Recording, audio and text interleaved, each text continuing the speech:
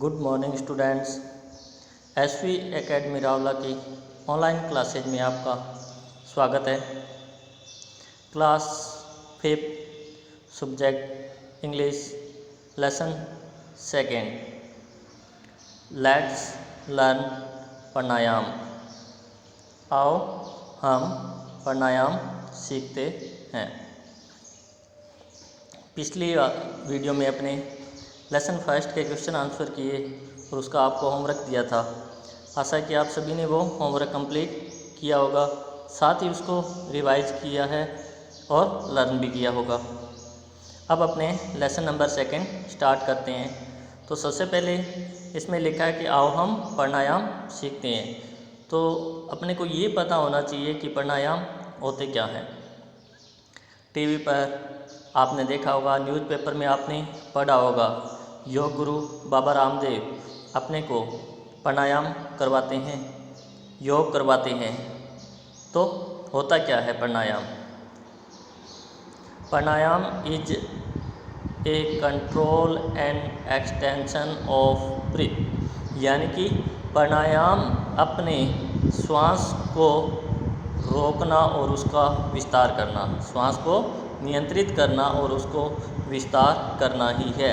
यानी कि अपने जो भी प्राणायाम करते हैं उनमें श्वास की महत्वपूर्ण भूमिका होती है। कहीं अपने को अपने नोस्ट्रिल की लेफ़्ट साइड से श्वास अंदर खींचना होता है, राइट साइड से बाहर छोड़ना होता है।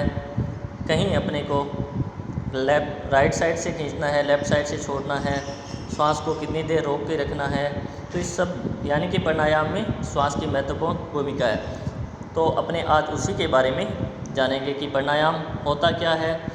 उसके अलावा अपने को कुछ इसमें आसन दिए हुए हैं और जो डायग्राम के माध्यम से अपने से पूछा है कि ये किस किस के हैं।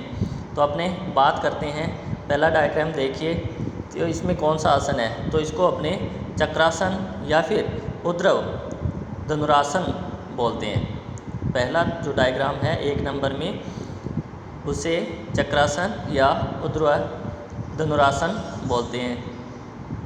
सेकंड नंबर जो इसके राइट साइड में है वो सर्वांग आसन बोलते हैं। इसको कौन सा बोलते हैं? सर्वांग आसन बोलते हैं। अब लेफ़्ट साइड में नीचे देखिए हलासन। जिस व्यक्ति ने अपने बाजुओं को लंबा किया हुआ है, सिर के बल लेटा हुआ है, अपने पाँव वो सिर के ऊपर से दूसरी तरफ कर रखी हैं, इसको हलासन बोलते हैं। और 4th डायग्राम में अपने को ऊर्ध्वमुख शवासन, श्वानासन, कौन सा है? ऊर्ध्वमुख श्वानासन है।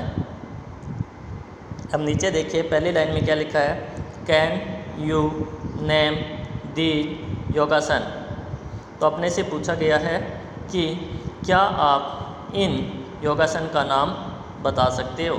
तो अपने ऊपर बात कर चुके हैं चारों की और मैंने आपको नाम बताए हैं और आप भी उन्हें याद रखेंगे।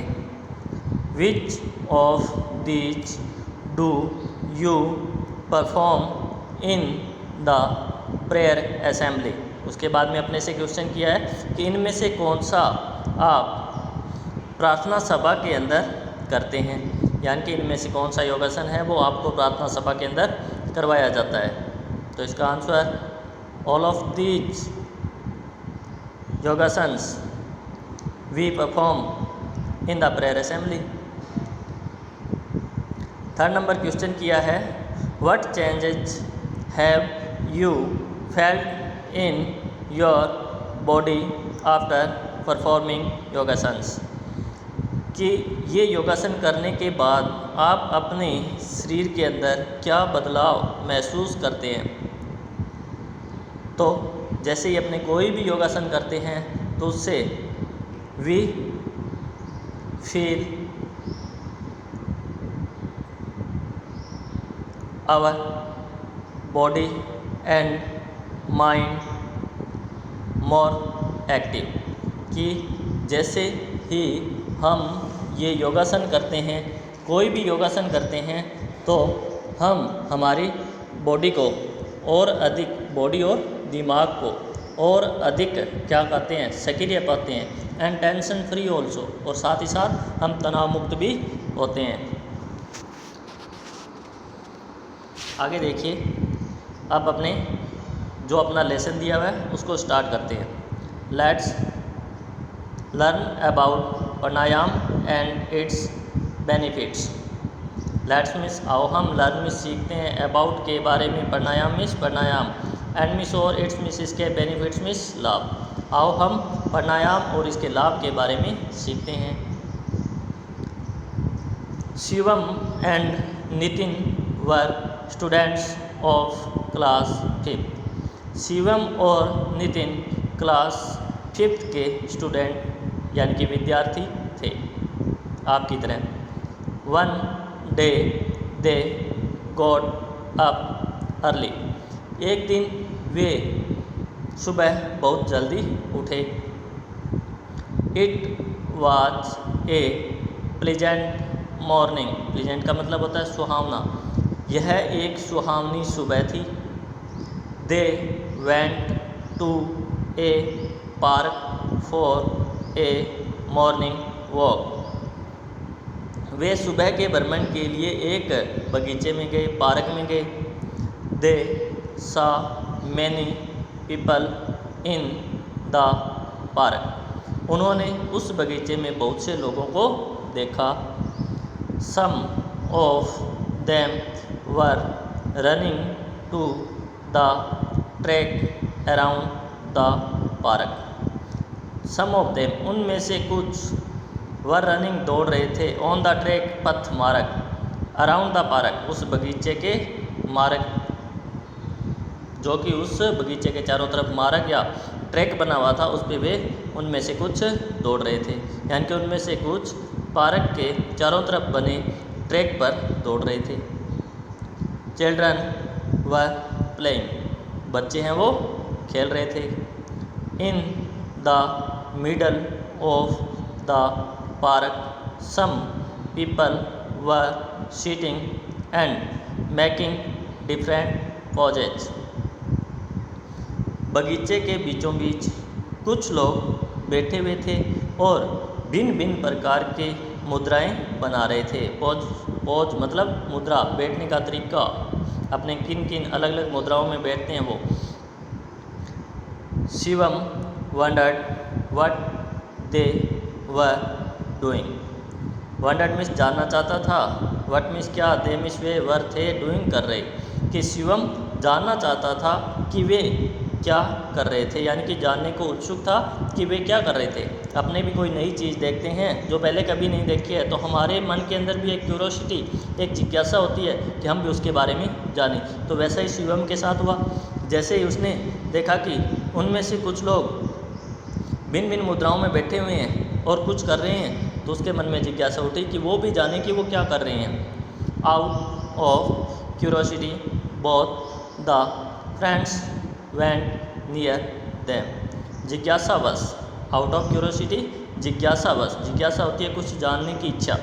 जिज्ञासावश दोनों मित्र उनके पास गए। दोनों मित्र कौन, शिवम एंड नितिन। दोनों ने सोचा चलो उनसे जाके पूछते हैं। There was a yoga teacher who was giving instructions. वहाँ पर एक योगा अध्यापक था जो उन्हें दिशा निर्देश दे रहा था, इंस्ट्रक्शन, निर्देश देना। ही सेड, उसने कहा, my dear friends let's learn pranayama in today's yoga class. उसने क्या कहा, उसने कहा मेरे प्रिय दोस्तों, मित्रों, आओ हम आज की योगा क्लास के अंदर प्राणायाम के बारे में सीखते हैं। तो जैसे ही उसने कहा अध्यापक ने कि आओ हम आज की क्लास के अंदर प्राणायाम के बारे में सीखते हैं, तो उनमें से किसी के मन में जो नहीं जानता है तो वो उसके मन में जिज्ञासा उत्पन्न होती है कि प्राणायाम क्या होता है। तो वो क्वेश्चन करता है, what is pranayama. Somebody asked, किसी ने पूछा प्राणायाम क्या है, यानी कि आपने कहा कि आज की क्लास में हम प्राणायाम करते हैं, लेकिन हम तो प्राणायाम के बारे में जानते ही नहीं है कि प्राणायाम होता क्या है। तो उन्होंने पूछा, तो उसके बाद में आगे वो क्या बताता है, pranayama is control and extension of the breathe.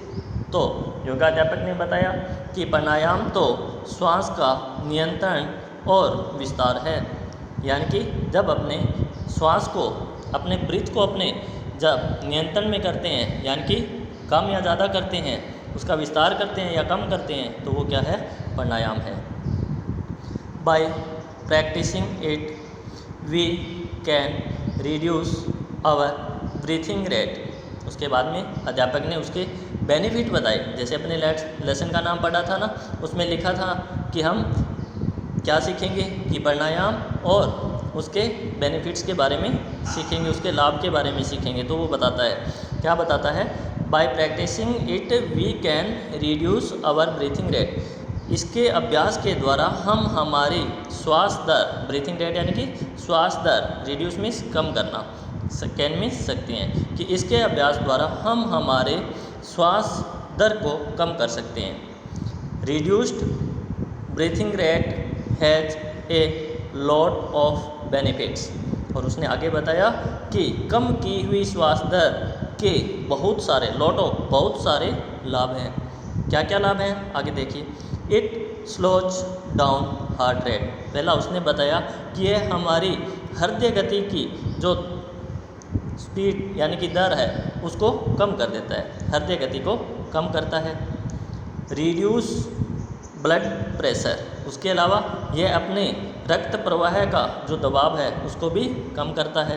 And और रिलैक्सेज बॉडी एंड माइंड, उसके अलावा हमारे दिमाग और शरीर को तनाव मुक्त भी करता है।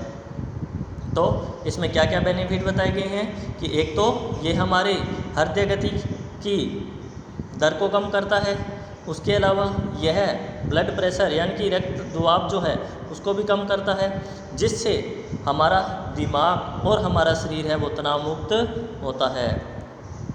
प्राणायाम इंक्रीजेज आवर लाइफ एक्सपेक्टेंसी। प्राणायाम हमारी जीवन प्रत्याशा को बढ़ाता है, इंक्रीजेज बढ़ाता है, एक्सपेक्टेंसी प्रत्याशा, लाइफ मीन्स जीवन, यानी कि यह हमारे जीवन प्रत्याशा को बढ़ाता है। प्रत्याशा का मतलब होता है उम्मीद, यानी कि हमारे लंबे समय तक जीवित रहने की उम्मीद बनती है। Pranayama should be done on an empty stomach. और उसके बाद में प्राणायाम करना कैसे है उसके बारे में बताया। क्या बताया कि प्राणायाम खाली पेट किया जाना चाहिए, प्रिफरेबली इन द मॉर्निंग, और प्राथमिक रूप से या प्रथमतः हम कह सकते हैं कि इसे सुबह के समय किया जाना चाहिए। सुबह अपना पेट खाली होता है, उस समय हमें प्राणायाम करना चाहिए।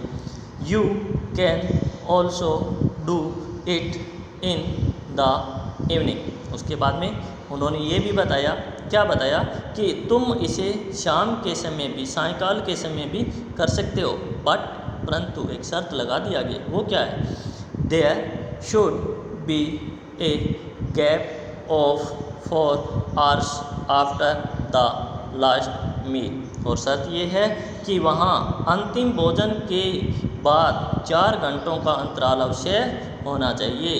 कि अगर आप सायंकाल के समय भी प्राणायाम कर सकते हो, परंतु उसे करने के लिए आपने जो अंतिम बार भोजन किया है उसके बीच 4 घंटों का अंतराल होना चाहिए।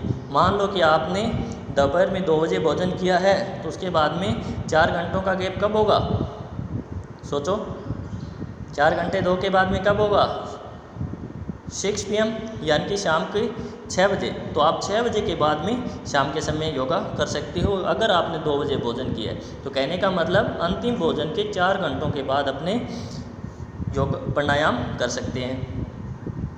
आगे है, Shivam and Nitin got interested and join the group after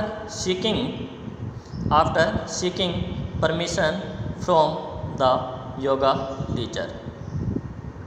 कि शिवम और नितिन ने भी उसमें रुचि दिखाई और योगा अध्यापक से अनुमति मांगने के पश्चात उस ग्रुप यानी कि समूह से जुड़े।